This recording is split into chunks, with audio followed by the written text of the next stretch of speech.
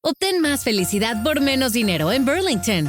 Ven a la tienda con toda la familia para ahorrar en estilos navideños. Puedes hacer tus compras navideñas en esa misma visita porque Burlington es tu destino único para más regalos, más marcas y más sorpresas. Encuentra una fragancia para la abuela a partir de $6.99, grandes ofertas tecnológicas para el tío y juguetes para los niños a partir de $4.99. Burlington, ofertas que te encantan. Los estilos y selecciones varían según la tienda.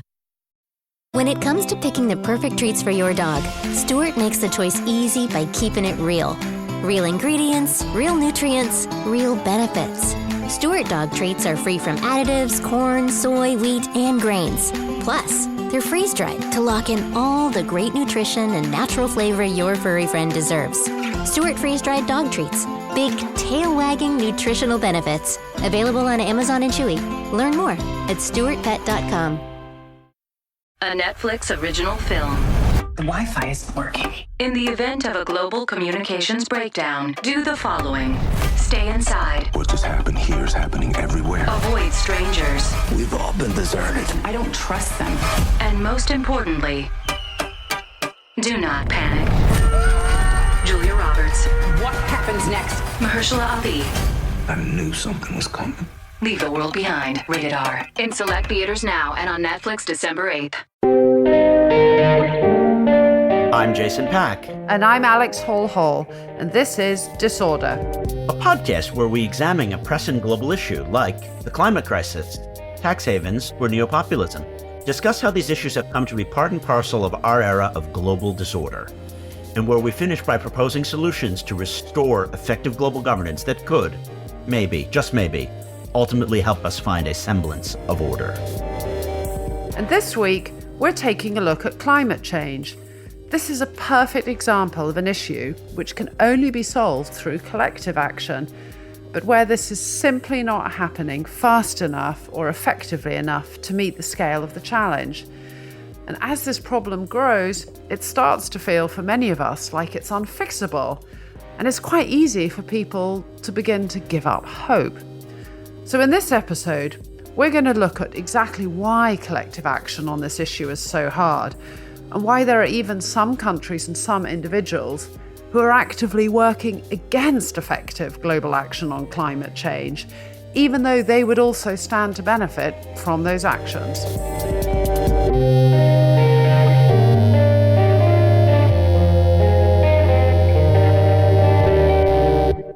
Okay, so Jason, this week, the topic is that small issue, climate change. Yeah, I don't really hear much about it. There haven't been like wildfires or No, 40 nothing. degrees in Greece and, swarms of evil jellyfish stinging me off the Monegasque coast. And it's obviously a super easy thing to fix because all the countries in the world, and particularly all the drivers, are willing to forego their conveniences because everyone just wants to get on top of this. It's kind of a miracle that we haven't solved it yet. Yeah. Joking aside, the reality is that although the climate crisis might seem very dissimilar to the war in Ukraine or the implosion of the Libyan state, I think the climate crisis is a quintessential microcosm of the global enduring disorder. A, it comes about through a collective action failure. B, it's a negative feedback loop. And C, it's fed by everyone putting their short-term individual or state interests ahead of long-term collective goals. So as a collective action challenge, we know that certain individuals will gain from continuing emissions, but we will all lose in the future. Absolutely. That's the issue. Can humanity compromise enough to make it to the next millennium? Or are we bound to miss the forest for the trees unless the crisis becomes acute? I think humanity is really good when we deal with acute crises. Like, look at the response to this Ukraine war. Look at the response to the pandemic. It's human nature to not respond to chronic threats the way that we respond to acute threats. And I am worried because sometimes when human nature plays into a crisis like this, people don't get that sense of urgency. It's like the limp, and sadly, I'm suffering from one myself now, that if you just keep limping like this, your knee will never recover, and it will be an existential crisis. It just doesn't seem that because it's so chronic. Just before we get on to the topic, I need to explain poor Jason's injury. He had a horrible skiing accident and tore his ACL. And the point he's making there is that what was an acute injury, because of a whole series of bad advice from different doctors, has become a chronic injury. And that's what we're dealing with climate change. It's a chronic problem. I think another problem is that some of the worst effects of climate change are taking place in other parts of the world from the worst emitters. So I have a personal interest in this, as I think you know, which is that my youngest son was born in the Marshall Islands in the middle of the Pacific Ocean. And the Marshall Islands, on current trajectories, will actually disappear. And so that has created a much more immediate understanding for me. The really, really frightening statistic on why this matters is that according to the Intergovernmental Panel on Climate Change, the upcoming decade is absolutely crucial, and that decisions we take in the next few years will affect the history of our planet for thousands of years to come. And they have advised that global emissions need to come down by 43% by 2030.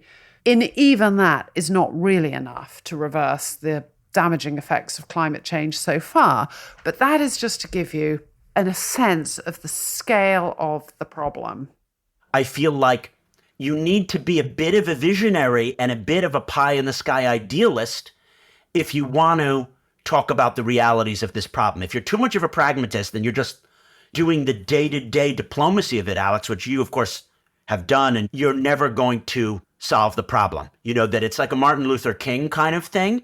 If Martin Luther King was just like, well, the problem is segregation is so entrenched in this way and this way, we just have to deal with desegregating water fountains. I can't even imagine civil rights legislation. That's too big. We never would have gotten there. We got there because Martin Luther King was a dreamer, but he also had a huge amount of rhetorical capacity to pull the nation with him and elicit major legislators like Lyndon Baines Johnson.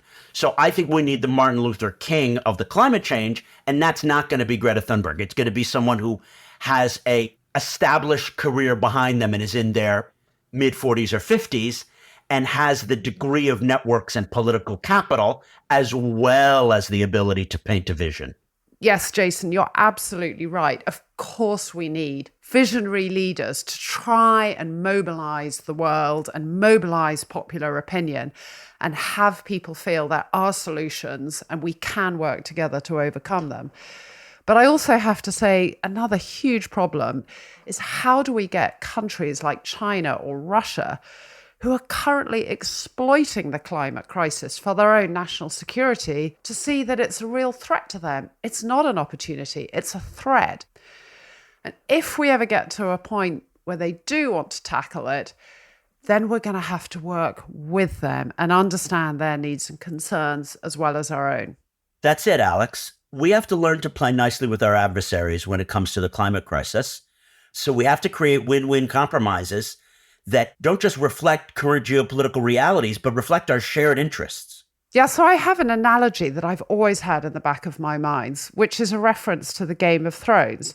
For those of you who, like me, absolutely love that series, you will know that it involved all these kingdoms who were fighting to gain control of Westeros, but at a pivotal moment, they realized they were all collectively facing a bigger threat from the White Walkers, the evil beings from beyond the wall, and winter was going to destroy them all unless they defeated the White Walkers.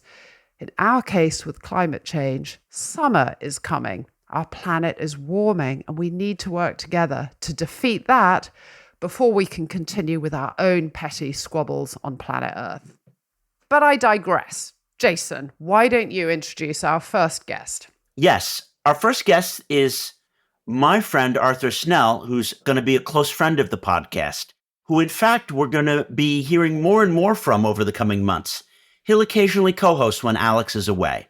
Fascinatingly, he's become somewhat of an expert on the geopolitics of climate change. He's going to help us understand how the global balance of power impacts how we deal with climate change, but then also how that very balance of power is being affected and changed by climate change itself. Perhaps the biggest change of all, and one that it seems to me I don't feel we hear enough about, is the polar ice cap, and I'm talking the Arctic ice cap. So when I was growing up in the 1980s, there was a huge lump of ice at the top of the world about the size of Australia. And right now it is about a third of that size. A third of the size yes, of what it was in yes, the 1980s? Yes. That's astonishing. It is astonishing. And that piece of ice has been there for about 20,000 years, probably. And within 2 decades, it's quite possible that in summer, there will be no ice. There will be just open sea. So whilst this isn't dry land in the sort of conventional sense, this is a major feature of planet Earth that is going to disappear. So here's another way of looking at it. There are polar bears being born at the moment that in their lifetime will see the end of the Arctic ice cap. And the Arctic ice cap is their habitat. That massive bit of the world will cease to be. And they can't be moved like people. No, indeed. But if we think about it, because that's the sort of the ecological side of it, but the geopolitics of it is rather fascinating, because if you think of a globe, the shortest way from Europe to Asia by sea is over the top of the North Pole. And so the Arctic Ocean, once it becomes a place that you can navigate in normal shipping, not with special icebreakers or whatever, it becomes a strategically highly significant stretch of water. And then this is where you get this geopolitical sort of jostling, which is already happening for the Arctic space. So Russia has a huge Arctic coastline. Canada and North America, Alaska, the United States, also very significant. Greenland becomes hugely significant. I'm fascinated by the realization, as someone who, perhaps unsurprisingly, I wasn't a big fan of Donald Trump, that actually purchasing Greenland, which everyone thought was a big joke, pretty smart idea. It's a hugely significant bit of strategic real estate there in the high Arctic. And so what you have at the moment is in this Arctic space, particularly Russia, to some extent Canada, there's a sort of jostling for position. Countries are drawing lines on maps saying, well, this is our continental shelf. There's a bit of underwater mountain that Russia says belongs to Russia. You could say, well, that it doesn't really mean anything, but it would certainly mean something if it became one of the most important global commercial shipping routes, which is really likely in all of our lifetimes. What about natural resources? Does the Arctic have natural resources that could be exploited as well? Absolutely. And again, this is turning into the improbable case study of Arthur talking about the genius of Donald Trump. The other thing that makes Greenland interesting is that it has a lot of the rare earth minerals that are absolutely crucial in the post-hydrocarbon global economy. And Greenland has an interesting status. It is part of the Kingdom of Denmark, but it's an autonomous region. It has its own independence movement. It's a vast territory which has historically been basically largely uninhabitable because of its own ice cap, but that's changing again with the climate crisis. In previous years, the Greenland domestic politics has had various interesting sort of flirtations with China. We haven't talked about China yet. China is not an Arctic nation, but it is increasingly portraying itself as one. China has built an icebreaker fleet. It started various scientific exploration missions. And I think it has an increasingly sort of hungry attitude towards the Arctic space. There have been intriguing cases of China wanting to open up large mines in Greenland. There was another case of a rather inexplicable project to create a huge tourism project in Iceland, which didn't really look like it had any validity as a commercial proposition, but would have given China a strategic foothold in Iceland, which of course is, part of the sort of Northwest European kind of security structure. So we have a lot of these complexities around the mineral wealth of the Arctic, the navigation importance of the Arctic, but also, of course, just the strategic significance that for Russia, Russia's rather strange geography is such that it is either its Arctic fleet or its Black Sea fleet that gives it its sort of access to the wider world. So in both cases, particularly in the Arctic, you've seen Russia has been building up and kind of renewing a lot of its military installations up there in the high Arctic. Arthur, you've sketched a great game for the Arctic and other winners and losers of the climate change aspect. To keep it fun, I want to put in an escape route, shall we say, for our audience. they've got to watch Borgen, and particularly the fourth season, which is the Borgen Greenland season. The Chinese conglomerate, using some Russian oligarchs, buys access to an oil concession through a Canadian company on the west coast of Greenland. Really well done, very gamified, hits you with a little bit of Greenland culture. And these are things which are likely to happen, right? Greenland is in the crosshairs of where Russia, China, the EU, and the US are going to be competing for resources. How do we head that off? How do we insulate the predictable fissure points of the mid-21st century geopolitics?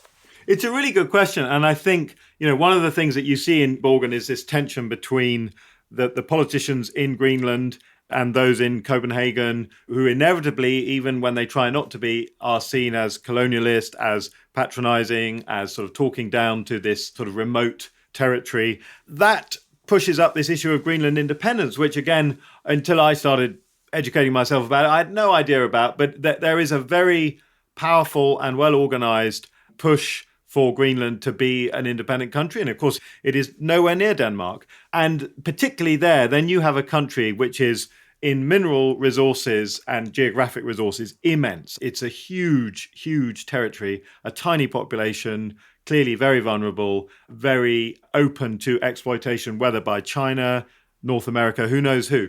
So your question was, how do we deal with this? I mean, I think it would seem to me in the wider interests of those of us seeking a less disordered world that it would be good if Greenland were not independent, that it enjoyed a productive and settled relationship with Denmark, because Denmark is an important NATO member state, very, very close relations with the United States. And as we know, there are US military facilities on Greenland, which have been there for more than half a century now. So that is one aspect, but that's rather specific to Greenland. I think there are wider questions about this issue of the mineral resources, which I touched on earlier, which are really going to become crucial in this post-hydrocarbon world. There's this concept, which I'm sure people are familiar with, of friend shoring, which is that increasingly countries understand that they need to be reliant on allies for key resources, because as we learned during the COVID pandemic, you don't want to find yourself facing, for example, an acute health crisis and be reliant on a country with whom you have a rather complicated relationship for basic medical supplies. And so similarly, we don't want to be reliant on China for our rare earth minerals if we're unfortunately heading into a period of considerable competition and perhaps worse with China. So identifying other sources of these key resources and therefore creating robust structures around them, I think is a key. And that really takes us back to how we should interact with Greenland. But of course, this sounds like I'm just treating Greenland as a big pile of, mineral resources for outsiders to exploit. As you mentioned in the Borgen show, which I think was really well done, one had that sense of the risks of that. As a non-Brit, I see a positive role for Britain that most, I think, post-Brexit sane-thinking Remainers have come to feel that the global Britain agenda can't be implemented and is, fanciful and delusional. Britain, I see it as in a unique place because it has a web of post-imperial relationships, EU relationships with major energy producers in the Gulf. And yet it has an advantage that America doesn't have because it's not the top table global hegemon. And of course, I say that there are some advantages of hegemonic power, but there are some times when it's advantageous to be not a threat when you're trying to convene. How do you see maybe in 10 years' time a British government being the primary convener on the climate file globally? This is something that, I'm really proud of Britain's potential role in the world, and I'm eager to be here in London and to be a part of things. I see it as more likely than America doing this role. Do you know what I mean? Britain having the conference, working with Scandinavian allies, getting on board some private sector people, some Danish solar panel companies, and trying to hash out something that works for the British economy, but works for all of the partner countries. Is that pie in the sky, or is that a way that Britain can find a new role in the world that is positive and that leverages being outside of the EU? I mean, it's not pie in the sky in some regards. I mean, Boris Johnson, the master of the pithy phrase, talked about Britain as the Saudi Arabia of wind. That makes him a true wind bag. Yeah, there you go. And I've spoken up for Donald Trump. I'm now speaking up for Boris Johnson. So this is real. Arthur, you're going to praise Liz Truss. Yeah, next. exactly. The disorder makes strange bedfellows. It does indeed. But I guess there is a point there that countries like Britain, and I wouldn't say Britain's unique in this, but countries like Britain with global reach, but with a little bit of agility that comes with not being a huge country like America or China, they can perhaps make a virtue of certain things. So the fact that we're a very windy place, why not lead the world in that way? And of course, it's not about the impact on emissions at a global level, because we're still not a big enough country for it to matter that much, but it's about what that brings in terms of innovation, in terms of examples, in terms of, as Jason describes, creating alliances and so on. I actually think that the dash for net zero is an important one, because if a major industrial country actually sets itself a stretch target of getting there a bit earlier and then actually really does it, not by exporting carbon to some other place in the world, but by actually innovating, I think, again, that is going to be very powerful, because in the end, if there is any optimistic version of this issue, it does come through innovation.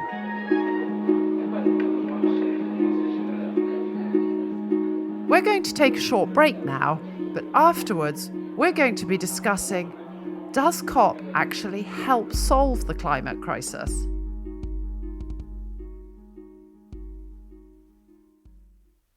When it comes to picking the perfect treats for your dog, Stuart makes the choice easy by keeping it real. Real ingredients, real nutrients, real benefits. Stuart dog treats are free from additives, corn, soy, wheat, and grains. Plus, they're freeze-dried to lock in all the great nutrition and natural flavor your furry friend deserves. Stuart freeze-dried dog treats. Big, tail-wagging nutritional benefits. Available on Amazon and Chewy. Learn more at stuartpet.com. At Simply Safe, our award-winning home security has advanced sensors, HD cameras, and now this 24/7 LiveGuard protection. Only from Simply Safe. Monitoring agents can see and speak to intruders through our indoor camera to help stop crime in real time and for fast police response. Now get 50% off any new system with Fast Protect monitoring at simplysafe.com/Spotify. Advanced home security, 24/7 professional monitoring for less than $1 a day. There's no safe like Simply Safe. Deck your halls and your guest room with new custom window treatments up to 50% off site-wide today at Blinds.com Cyber Monday sale. Blinds.com's the better way to do Cyber Monday. 100% online with upfront pricing. No more pushy salespeople. And no matter how many premium blinds, shades, or shutters you choose, installation is one low cost. Shop Blinds.com Cyber Monday sale happening now. Save up to 50% site-wide, plus doorbusters. Up to 50% off at Blinds.com. Rules and restrictions may apply. I think the UK is uniquely positioned here because it has this web of post-imperial connections. It has the English language and skilled diplomats who can crafting these cleverly worded, inclusive communiques. But then it has one thing that the US and Canada and Australia will never have. It has a bipartisan approach to climate change. You have Tory conservationists who are not that different than the Labour or Lib Dems on this issue. And then the UK has credentials, particularly in the last years, as a center-right player in the global conversation.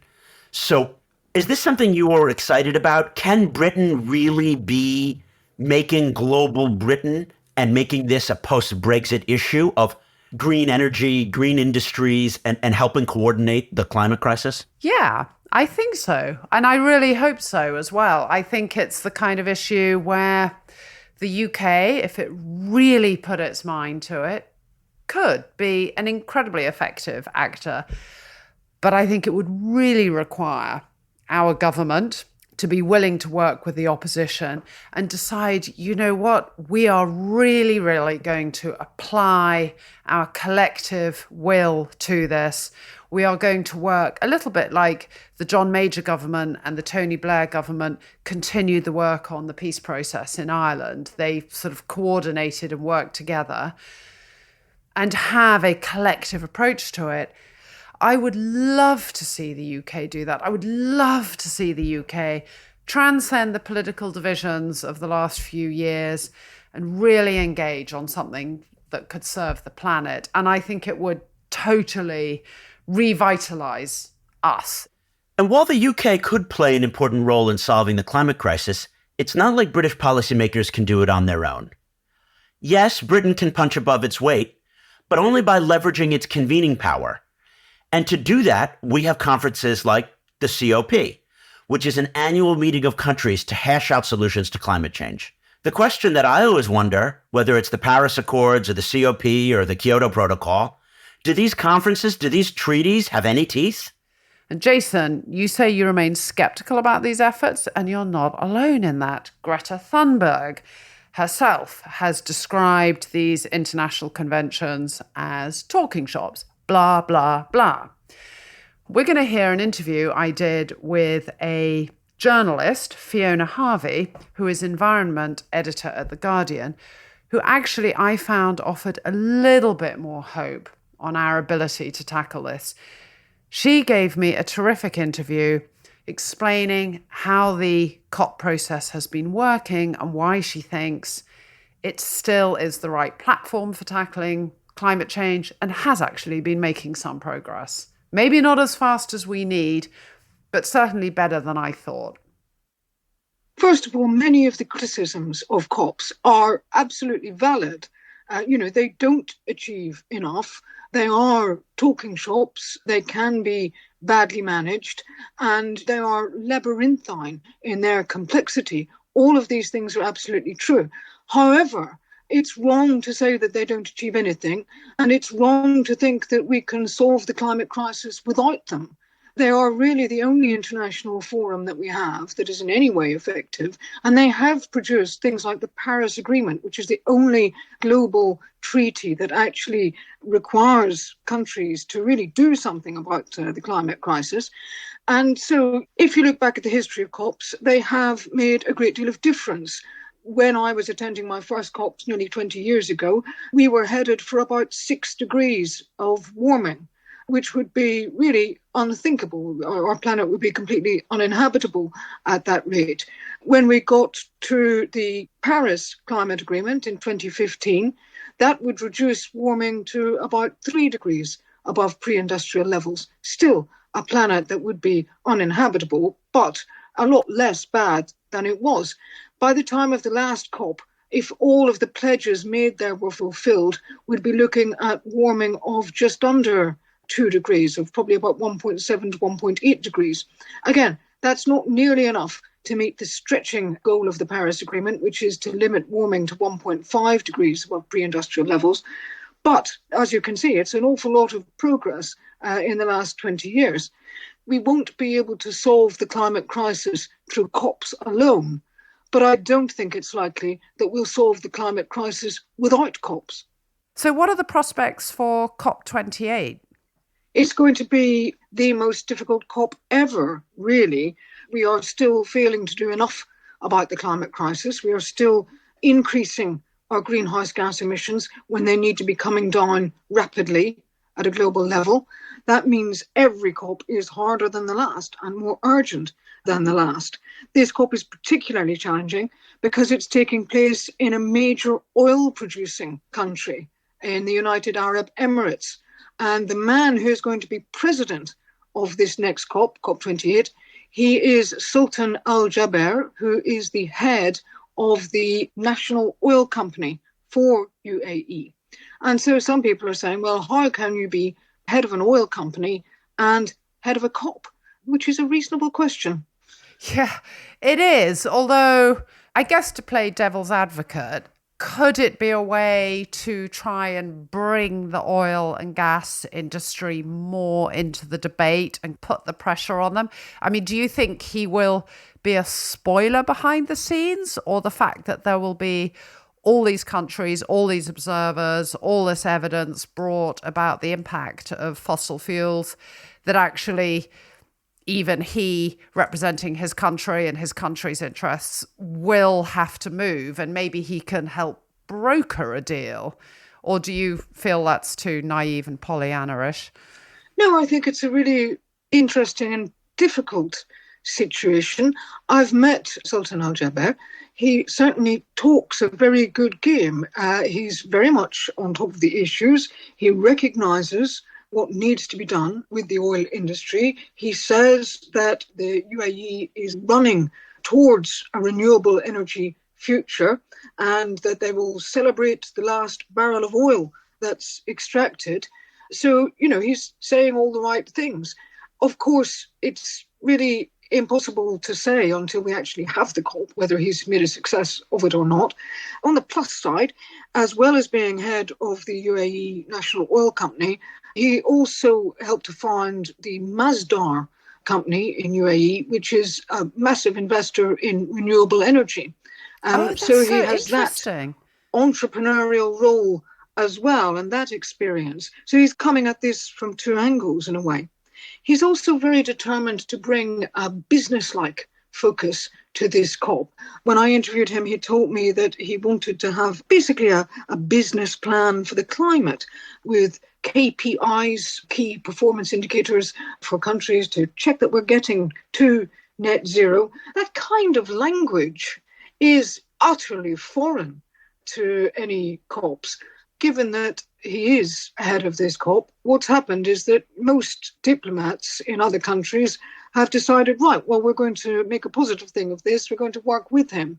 We're going to take him at his word, take UAE at their word, and make sure that this conference does deliver, that there's no backsliding from any countries, that there's no backroom deals that don't deliver for the climate, and most of all, keep the big emitters on board. 80% of global greenhouse gas emissions come from the G20, and they are the crucial countries here. And really, I think the focus needs to be on China, the US, and some of those other big countries, India, Russia, that we haven't necessarily heard enough from. Can I move on a little bit to talk about what needs to happen both around COPs or other organisations or before COPs to try and make the COPs themselves more successful? And what do you think can be done? Two things, really. Firstly, to enhance trust and cooperation between the rich developed nations and the smaller countries or the vulnerable countries. And then secondly, what can we do to put more pressure on the backmarkers, the backsliders, the obstructionists at these conferences? I think to put more pressure on the backsliders, I think, first of all, we need to very strongly say who they are and what they're doing. Name and shame. Yeah, to name and shame them and to make it clear that at this stage in the climate crisis, there really can be no more delay, and people who try to delay are working against the interests of the poorest people on the planet. Now, the Marshall Islands plays an outsized role in climate diplomacy compared to the size of it and the number of people who live there. And it's absolutely right that they should, because they are on the front line of the climate crisis. That's why COPs are so vitally important. These countries which are on the front line, which are small, which are overlooked in other international forums, those countries come to COPs and they have an equal say with the biggest countries and the biggest emitters. And these countries are the ones with the moral authority, and they wield it to devastating effect. What about the role of other institutions? Is there a role for the G20 or the World Bank or the World Trade Organization? Or do we need another institution? There are really important roles for all of our existing institutions. I don't think there's time to get more institutions, to develop an entirely new institution. I think that's just pie in the sky, because we need to work with what we've got at this stage. Right. This is the crucial decade. So something very important that came out of COP27 in Egypt was this very strong impetus for reform at the World Bank, along with the IMF, which also is going to play more of a role in the climate crisis. But we need a lot more money from the private sector as well. And governments need to really become more muscular in intervening in the private sector to help the climate. Because if you look at what's happened, we saw some of the highest profits ever for fossil fuel companies. Yes. They had an absolute bonanza. Now, that should not be happening at this stage of a climate crisis caused by fossil fuels. They should not be making money hand over fist. So what can you do about that? Well, governments need to intervene. So, there's a lot more to be done on bringing fossil fuel companies into line. You need to change the incentives. I mean, sort of the polluter pays. So couldn't they take the lead and see which way the wind's blowing, as it were? You would think that fossil fuel companies, if they had any sense, would be investing a great deal of money in renewable energy. But they clearly don't. They still invest in fossil fuel extraction, even though we know from the International Energy Agency that if we carry on with new development of fossil fuels, we will bust right through that 1.5 degree limit. So you'd have to ask the chief executives of those companies why they are taking the world to hell. And of course, they have very effective political lobbyists. Yeah, but have they no children? Yeah, I know. But I'm absolutely gobstruck by how often I read in the papers an article saying this ludicrous goal for net zero and it's just going to harm our economy. And even though the evidence is so overwhelming, there is still a really powerful rearguard action. And for some politicians, they get a lot of money from the fossil fuel industry. This is a really dangerous dynamic, and it's this culture war dynamic. And I've been saying for nearly 20 years that it's absolutely essential that we do not make climate change a left-right issue. And I'm afraid that's what's happening, because if you identify it with a certain sort of political, tribal identity, then you lose all reason and you lose all connection to the science. Unfortunately, the physics and chemistry of the world are not amenable to politics. Was there ever a moment where you had a kind of inner wobble and thought, we're just not going to get there? Or have you managed to retain that sense of hope? Yeah. Writing about climate change is a sort of constant roller coaster between optimism and despair, really. People ask me what I do, and I say I write about the end of the world. But the thing is that it's within our power to solve, and that's the most important thing here. We can stop doing the bad things that cause the problem, and we can start doing the good things that solve the problem. There's nothing that we need to bring down greenhouse gas emissions in the short term that hasn't already been invented. We just need to start using the stuff. And the thing about using them is it doesn't mean hardship, because actually living on a more habitable planet is actually living on a nicer planet. It's somewhere where you can breathe the air, where you can drink the water and bathe in the water. It's a world where nature thrives, and actually life can be a lot easier.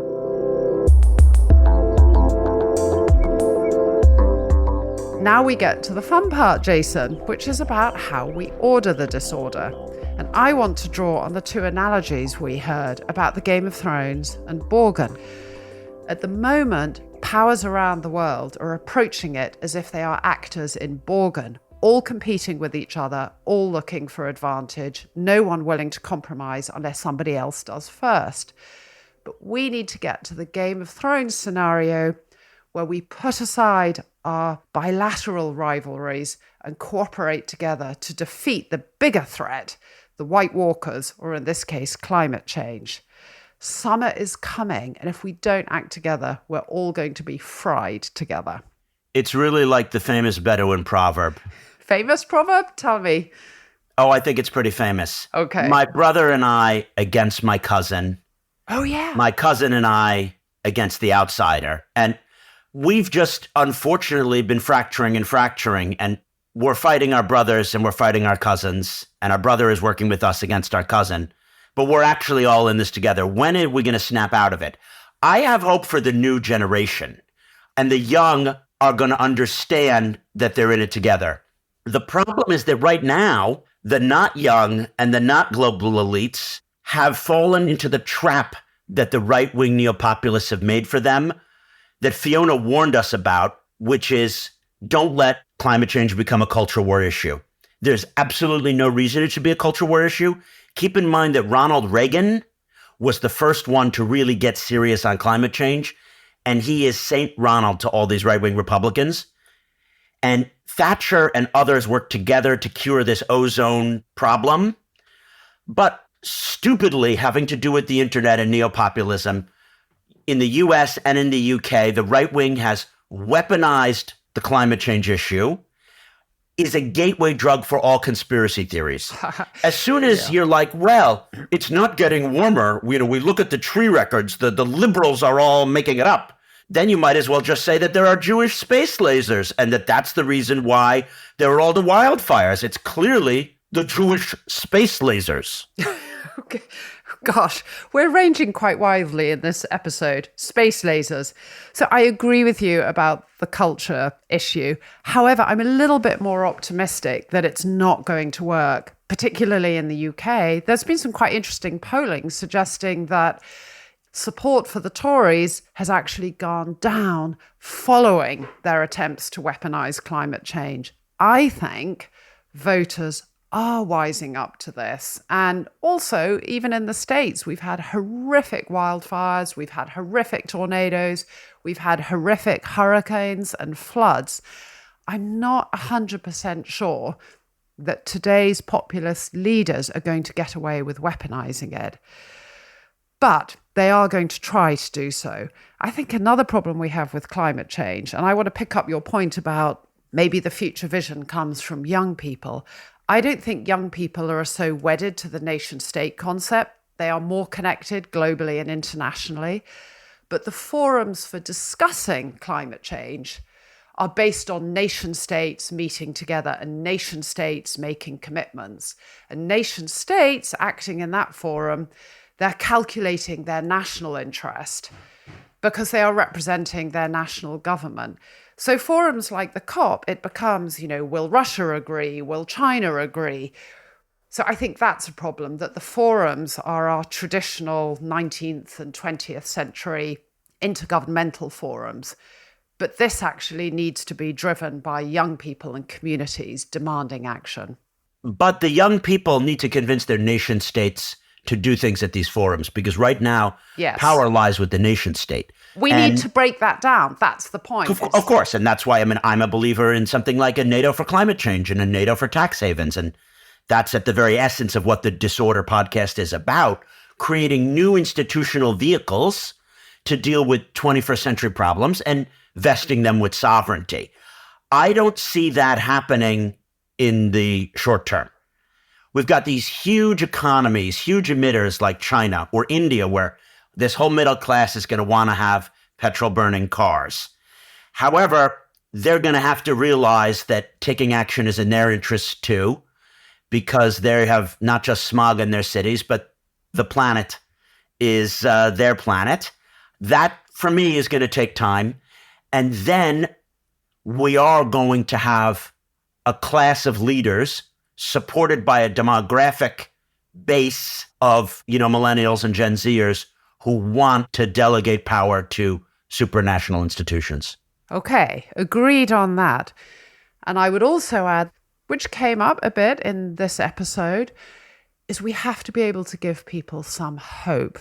There is a way to tackle climate change. It doesn't mean an end to all modern conveniences. In fact, it should improve the quality of our life. I mean, look at the debate that's been happening in the UK over sewage in our beaches. It's absolutely revolting.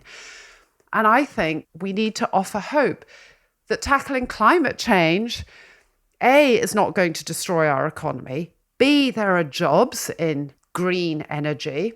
And C, it will improve our quality of life. It will make our world a better place to live in. There's an open goal here. Obama said we could have a Greens job New Deal, a Green Deal. And of course we could have done. There's no reason why the US shouldn't be the world's leading manufacturer of wind turbines and solar panels. This is just, I would say, it's almost a no-brainer.